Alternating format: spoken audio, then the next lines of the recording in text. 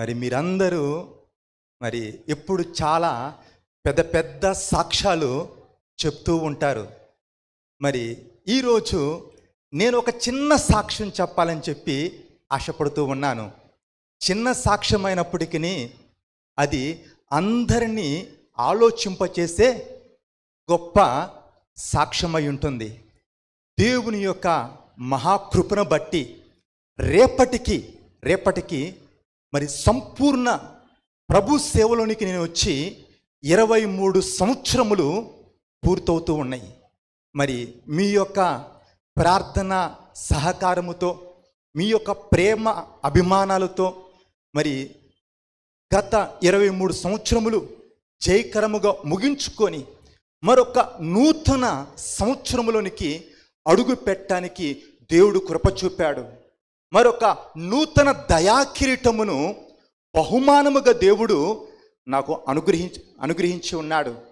మరి యాకోబు ఫరో ఎదుట నిలబడ్డప్పుడు ఫరో అడుగుతాడు యాకోబుని, నీ వయసు ఎంత, నీ యొక్క వయసు ఎంత అంటే యాకోబు అంటాడు, నేను జీవించిన ఆ యొక్క జీవిత కాలము నేను జీవించిన సంవత్సరముల కంటే నేను యాత్ర చేసిన సంవత్సరములు అధికమంటాడు. తను చెప్తున్న మాట ఏంటి అంటే, నేను జీవించిన సంవత్సరముల కంటే నేను యాత్ర చేసినటువంటి ఆ సంవత్సరములే ఎక్కువ అంటాడు. అదేవిధముగా దేవుని యొక్క మహాకృపను బట్టి దేవుడు నాకు ఇచ్చినటువంటి ఆయుష్కాలములో మరి సగము సంవత్సరముల కంటే ఎక్కువ సంవత్సరములు మరి ఈ యొక్క మరి దేవుని యొక్క సేవలో ఆ యొక్క దేవదూతలు చేయలేనటువంటి ఆ యొక్క దివ్యమైన సేవను మరి మీ యొక్క పాదధూళినైనా నేను చేసే ఆ కృపను దేవుడు నాకు అనుగ్రహించాడు.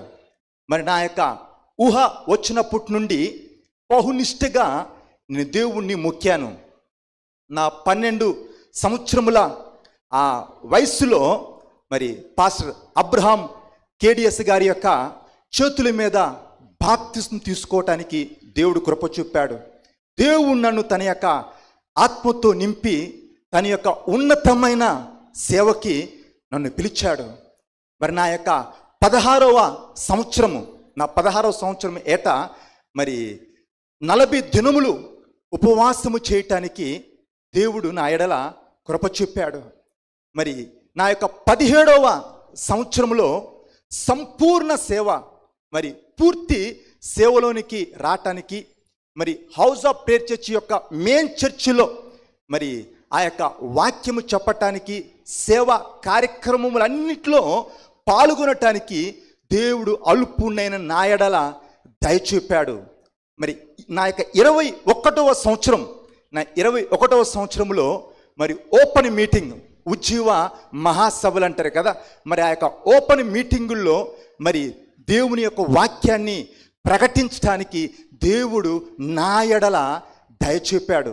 మరి నా యొక్క 27వ సంవత్సరము మరి క్రైస్తవ ప్రఖ్యాతిగాంచినటువంటి ఛానల్, ఆ యొక్క టీవీ ఛానల్ శుభవార్త టీవీ, ఆ యొక్క బైబిల్ టీవీ, మరి పాస్టర్ అబ్రహాం కేడిఎస్ గారి తర్వాత మరి ఎక్కువ సార్లు సాక్ష్యం చెప్పటానికి ఆ యొక్క ఆ టీవీ ఛానల్లో వాక్యం చెప్పటానికి దేవుడు నా ఎడల దయ చూపాడు. మరి ఈ యొక్క సేవలో, ఈ యొక్క హౌస్ ఆఫ్ ప్రేయర్ చర్చి యొక్క పరిచర్లో పాస్టర్ అబ్రహాం కేడిఎస్ గారి తర్వాత ఎక్కువ మందికి బాప్తిస్మాలు ఇవ్వటానికి నా ఎడల దయ చూపాడు. మరి ఈ సాక్ష్యం మరి పాస్టర్ గారే అనేక సందర్భాల్లో చెప్పటం జరిగింది. నా తర్వాత ఈ యొక్క సేవలో ఎక్కువ మరి బాప్తిస్మాలు ఇచ్చినటువంటి దేవుని సేవకుడని చెప్పి పరిచయం చేసేవాడు. 3000 మంది దాకా నేను లెక్క పెట్టాను. బాప్తిస్మాలు ఇవ్వటము 3000 మంది దాకా లెక్క పెట్టాను. ఆ తర్వాత లెక్క పెట్టడం మానేశాను. ఎందుకు? అది ఒక అతిశయముగా మారుతుంది, అది ఒక గర్వముగా తయారవుతుంది. పని విలువ పరలోకం చెప్తుంది. ఇక్కడ లెక్కలు తారుమారవచ్చు, కానీ పరలోకంలో లెక్కలు కరెక్ట్గా ఉంటాయి అని చెప్పి మరి అంతకుముందు లెక్క పెట్టేవాడని 1, 2, 3 అని చెప్పి ఎక్కడి వరకు లెక్క పెట్టాను అంటే 3000 దాకా లెక్క పెట్టాను. ఆ తర్వాత లెక్క పెట్టడం మానేసి 13 సంవత్సరాలు అయిపోయింది. మరి ఈ యొక్క 23 సంవత్సరాల్లో మరి ఎంతమందికి దేవుణ్ణి అందించానో, ఎన్ని వేల మందికి బాప్తిస్మం ఇచ్చానో ఎప్పుడు లెక్క పెట్టుకోలేదు, ఎప్పుడు గుర్తు పెట్టుకోలేదు. అంతేకాదు ఒక్క గంటలో 150 ఊర్లకి సువార్త ప్రకటించటానికి దేవుడు దయ చూపాడు. తెలంగాణ యొక్క దేశ చరిత్రలో ఎప్పుడు ఎక్కడ జరగని కార్యమై అది అయి ఉంటుంది. మరి నాతో ఉన్న దేవుని సేవకులు ఇస్తున్నటువంటి సాక్ష్యం ఏంటి అంటే, మేము రాస్తే పుస్తకాలు అవుతాయి.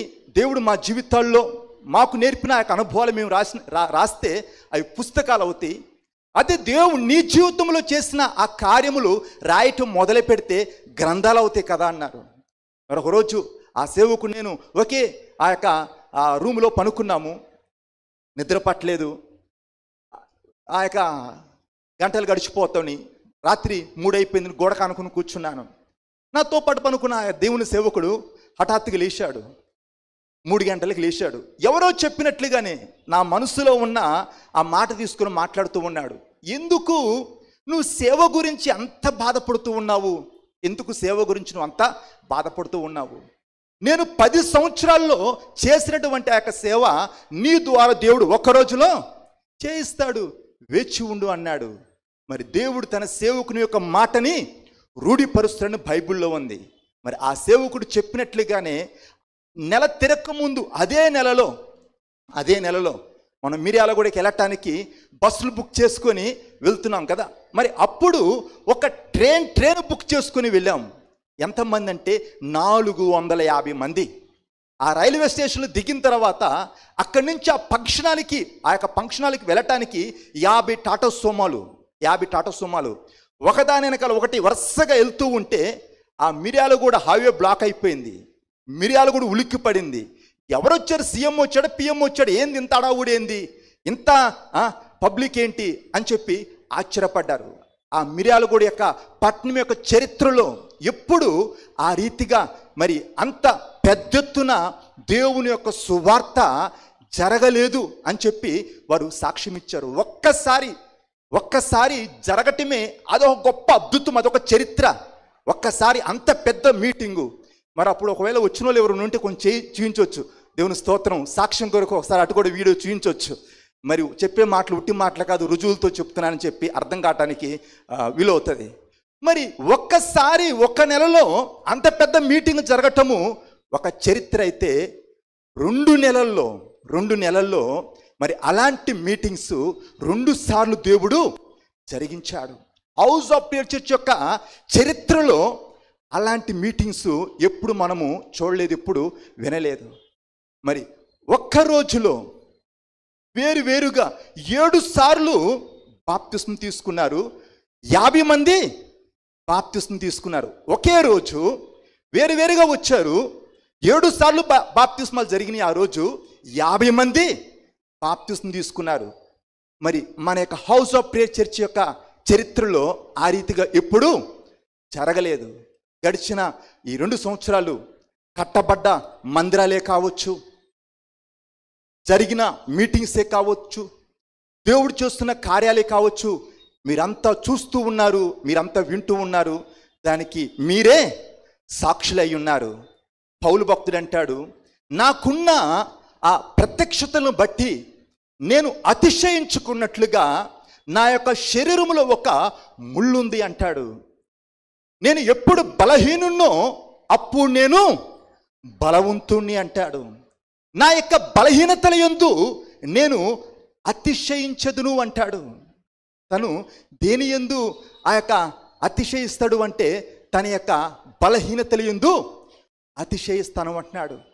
మరి అదేవిధంగా మరి గడిచిన ఈ యొక్క 23 ఏళ్ల పరిచర్లో కొన్నిసార్లు దేవుడు నన్ను కన్నీటి లోయల గుండా నడిపించాడు. మరి కొన్నిసార్లు ఆ యొక్క కృతజ్ఞత శిఖరముల పైన దేవుడు నన్ను నిలబెట్టాడు.